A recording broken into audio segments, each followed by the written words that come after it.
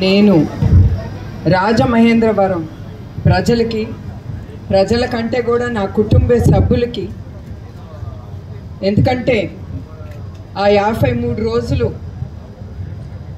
మరవలేని విషయం.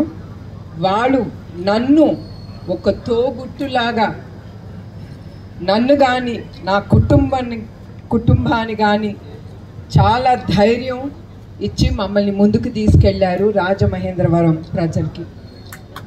అట్లానే కాకుండా ఇక్కడికి మేము అడుగు పెట్టినెమ్మటే ఇక్కడ దాతలు అడగకుండా మా కుటుంబానికి ఆశ్రయం ఇచ్చారు. వాళ్ళని నేను ఎప్పుడు మర్చిపోలేని విషయం.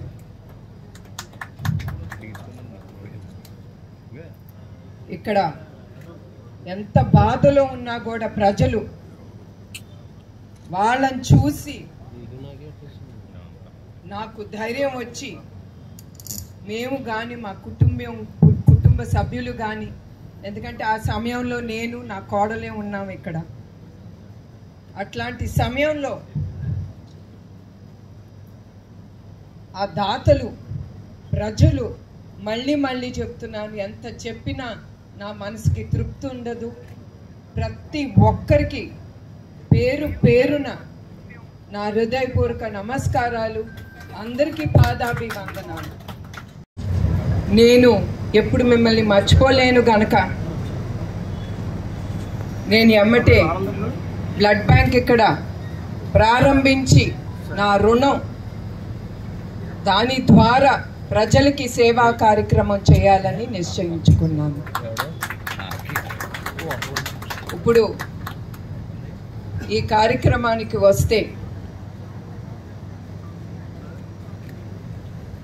బ్లడ్ బ్యాంక్ ప్రారంభించాలనుకున్నప్పుడు GSR foundation managing trustee doctor Raviram గారిని ఆయన ముందుకొచ్చి ఆయన దాతగా మాతో నుంచుని ఆయన వలన మేము ఇక్కడ బ్లడ్ బ్యాంక్ ప్రారంభించాము.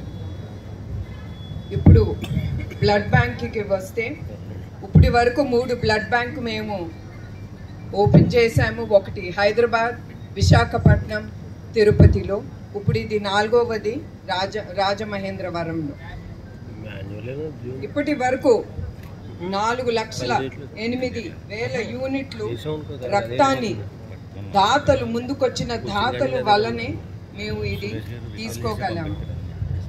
ఆ యూనిట్లో 8.1 లక్ష మందికి, నిరుపేదలకు మరియు థాలసీమియాతో బాధపడుతున్న పిల్లలకి మరియు ప్రభుత్వ ఆసుపత్రులకు ఉచితంగా రక్తాన్ని ఇవ్వగలుగుతున్నాము. ఎడ్యుకేషన్ ఎంకరేజ్ చేయడానికి గండిపేటలో జూనియర్ మరియు ఉమెన్స్ డిగ్రీ కాలేజ్ అక్కడ ప్రారంభించాము. అక్కడ 1246 మంది విద్యార్థులకు విద్యను అందిస్తున్నాము. అట్లానే 1938 అనాథ విద్యార్థులకు ఉచితంగా విద్యను అందిస్తూ ఉచితమైన వసతి అందిస్తున్నాము.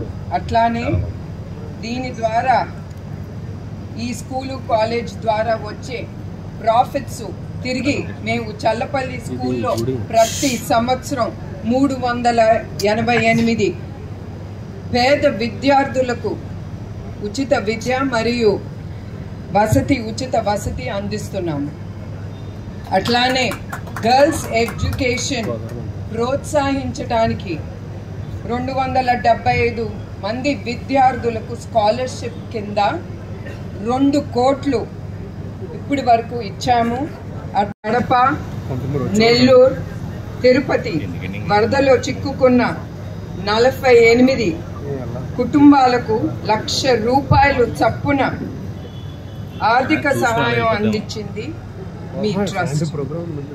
నెల్లూరు ఫ్లడ్స్ అప్పుడు గృహాలు కోల్పోయిన 175 కుటుంబాలకు 5,000 చప్పున వాళ్ళ గృహాలు రిపేర్ చేయించుకోవటానికి అందజేసింది ఎన్టీఆర్ ట్రస్ట్. గోదావరి ఫ్లడ్స్లో చిక్కుకున్న 10,000 కుటుంబాలకు ఆహారం, పాలు, బ్రెడ్ మరియు మందులు కూడా అందించగలిగింది మీ ట్రస్ట్ కోసం.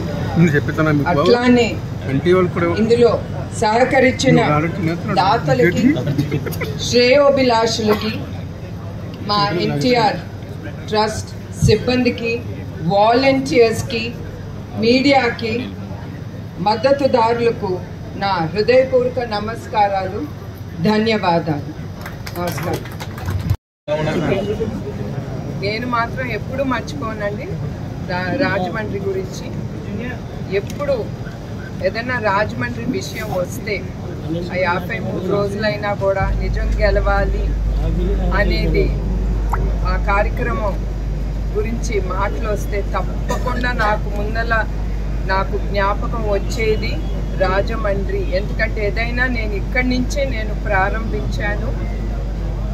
నన్ను ఆ ధైర్యం ఇచ్చి, ఎందుకంటే నాకు ఎప్పుడు రాజకీయాలు అలవాటు లేదు, ప్రజల్లోకి వెళ్ళి సంభాషణ ఇచ్చింది లేదు.